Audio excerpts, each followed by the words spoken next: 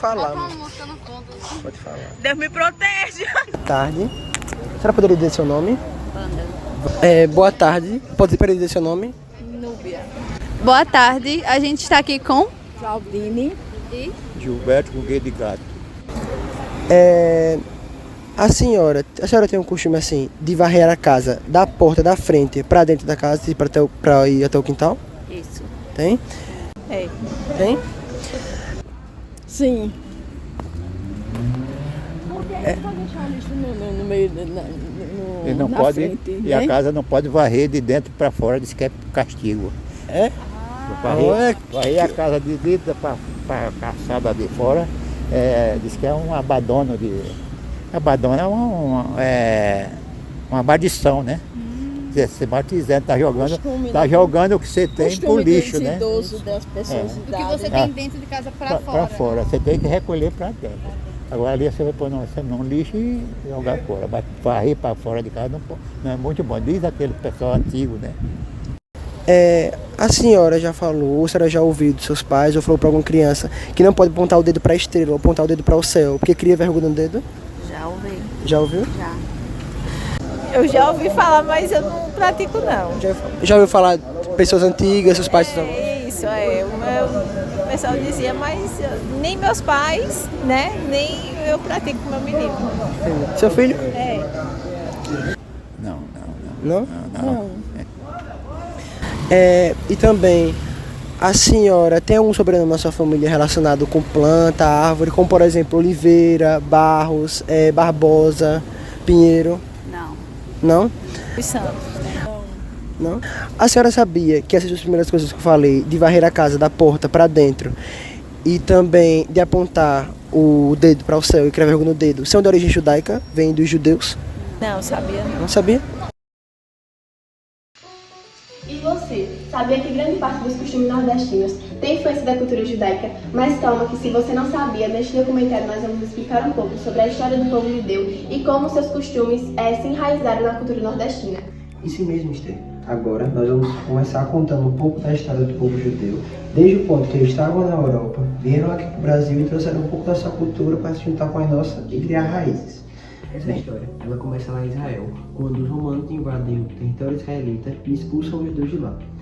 Esses judeus, eles se espalharam por toda a Europa, mas a maioria deles foi para a Península Ibérica, que no caso é Espanha e Portugal. Esses judeus ficaram, a maioria deles ficaram na Espanha. Só que depois de um tempo que esses judeus estão na Espanha, sobe ao trono os reis Fernando de Aragão e Isabel de Castela.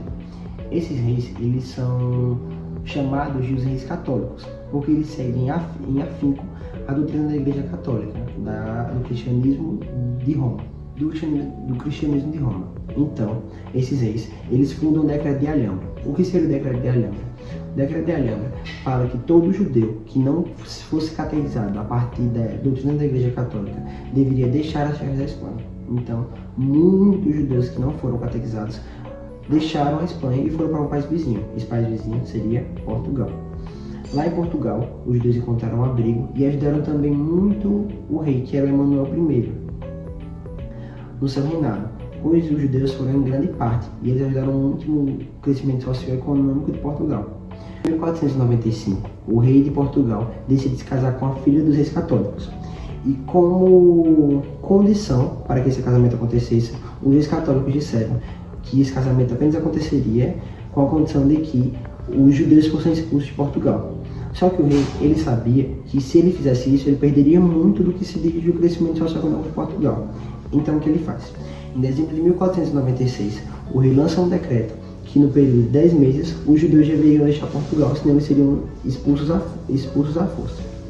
Só que esse rei, ele começa a criar várias manobras, várias medidas para que os judeus não fossem expulsos de Portugal. Como por exemplo, em abril de 1497, o rei lança um decreto que todo filho de judeu, até 14 anos, que quisesse permanecer em Portugal, poderia fazê-lo. Só que ele seria tirado de sua família, seria batizado, catequizado e seria educado com a doutrina da Igreja Católica. Só que os judeus que foram adeptos a esse decreto foram em pouca quantidade. Então, o rei criou uma estratégia de outro decreto. Todo judeu que quisesse deixar Portugal, que não quisesse ser catequizado com a doutrina da Igreja Católica, poderia fazê-lo também. Ele teria que ir, em outubro de 1497, quando acabaria o decreto, até Lisboa, pois lá seriam disponibilizadas várias embarcações para que eles pudessem deixar Portugal para onde eles bem entendessem. Só que, ao chegar em Lisboa, em outubro de 1497, os judeus percebem que foi uma armadilha. Não havia embarcações ali. Os judeus ficaram a ver navios. É daí que surge a famosa expressão brasileira a ver navios, que foi como os judeus ficaram. Não havia embarcações ali e os judeus foram enganados pelo rei. Depois dessa informação, o rei aprisiona os judeus no porto de Lisboa e diz para eles que eles só sairiam dali após serem catequizados e batizados para poder seguir a doutrina da Igreja Católica. Muitos judeus não quiseram isso e permaneceram lá durante 3 dias, sem comida, sem bebida, sendo torturados psicologicamente e fisicamente. Durante esses 3 dias, o rei lança outro decreto que todos os filhos de judeus de até 25 anos seriam tomados de suas famílias, seriam batizados, catequizados e seriam educados a partir da doutrina da Igreja Católica. Depois de muitos dias, muito tempo, todos os judeus lá foram batizados e catequizados. Esses judeus batizados, eles foram chamados de cristãos novos. Só que alguns judeus batizados, eles não quiseram seguir a doutrina da Igreja Católica, porque eles já tinham sua própria história, já tinham sua própria cultura, sua própria religião. Então, eles começam a praticar o criptojudaísmo, que seria um judaísmo escondido, secreto, onde eles permaneceriam a sua religião, a sua cultura, só que de forma secreta, pois se eles fossem capturados, seriam mortos e torturados pelo Tribunal da Inquisição. Agora eu vou falar um pouco sobre a história de como os judeus vieram de tão longe lá de Portugal, aqui no Brasil, especificamente lá no Nordeste. Bem, segundo a história oficial, diziam que existiam 2 cristãos novos judeus na embarcação de Cabral lá em 1500, que eram Gaspar da Gama e o Mestre João. Por isso, eu quero trazer um nome muito conhecido que nomeia um arquipélago lá de Pernambuco, que é Fernando de Noronha. Fernando de Noronha, apesar de ser um cristão novo, ele tinha muita proximidade com o rei de Portugal. Então, ele acabou fechando um contrato onde ele vinha aqui para o Brasil, especificamente para o Nordeste, para explorar a área e facilitar a exportação de pau-brasil lá para Portugal. A vinda de Fernando de Noronha e os cristãos novos foi um tanto muito importante, porque pelo Brasil ser uma terra ainda desconhecida, já que ele havia sido descoberto há pouco tempo, os portugueses não tinham interesse em vir explorar a área, já que eles podiam sofrer de doenças e porque era uma área totalmente desconhecida. Com o passar do tempo, a exportação de pau-brasil foi ficando cada vez menor, no que resultou o fim do contrato entre o rei de Portugal e Fernando de Noronha. Só que as famílias de cristãos novos, que já estavam estabelecidas, foram ficando cada vez mais importantes, ou seja, eles eram importantes agricultores, importantes comerciantes, importantes empresários, então eles acabaram ficando por aqui mesmo. Aqui, os cristãos novos, eles praticavam o criptojudaísmo, que era da porta para dentro de casa eles praticavam e mantinham seus costumes judeus, e da porta para fora eles exerciam o cristianismo. Com isso, em 14 de fevereiro de 1630, os holandeses invadiram a grande parte do Nordeste. E como na época os holandeses eram calvinistas, eles tinham certa liberdade religiosa, ou seja, judeus, cristãos novos, que eram judeus, eles podiam praticar sua fé abertamente. E com isso surgiu a primeira sinagoga de toda a América, que foi lá em Recife. Como eles estabeleceram a sua fé e a comunidade judaica.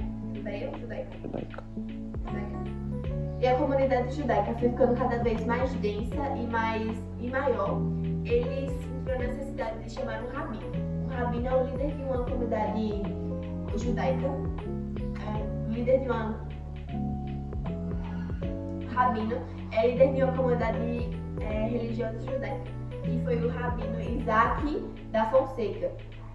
Dessa forma, não houveram dificuldades no entrelaçamento da cultura judaica com a cultura nordestina que já tinha aqui no Brasil, pois, como a Esther falou anteriormente, a comunidade judaica já estava muito grande e muito densa. Alguns costumes judaicos que vieram para a cultura nordestina foram citados anteriormente nas entrevistas, como, por exemplo, o costume de varrer a casa da porta para dentro. Alguns judeus e algumas pessoas dizem, como, por exemplo, um dos entrevistados, diz que deveria se varrer da porta para dentro, pois é da porta e na porta reside várias coisas boas. E se você varre de trás para frente, você está colocando para outras coisas boas e meio que amaldiçoando a sua casa. Outro costume seria a questão de apontar para as estrelas. Por quê? No judaísmo, os judeus eles se localizavam pelas estrelas. Só que os cristãos velhos, aqueles que perseguiam os cristãos novos, os judeus que praticavam o credo do judaísmo, sabiam disso. Então, os mais velhos falavam para as crianças, que eram aqueles que não entendiam o porquê estavam sendo perseguidos, não entendiam o credo do judaísmo, para colocar medo, falando que não poderia apontar para o céu, nem para as estrelas, porque senão criariam vergonha no dedo. E ninguém quer ter vergonha no dedo. Então as crianças começaram a diminuir, e os judeus começaram a diminuir a prática de apontar o dedo para as estrelas do céu, e assim os judeus puderam praticar o credo do judaísmo por mais tempo. Outra também foi a questão dos sobrenomes. Os judeus, ao virem para o Brasil para continuar praticando o credo do judaísmo, eles tinham que mudar sobrenomes, pois eles eram muito característicos do judaísmo.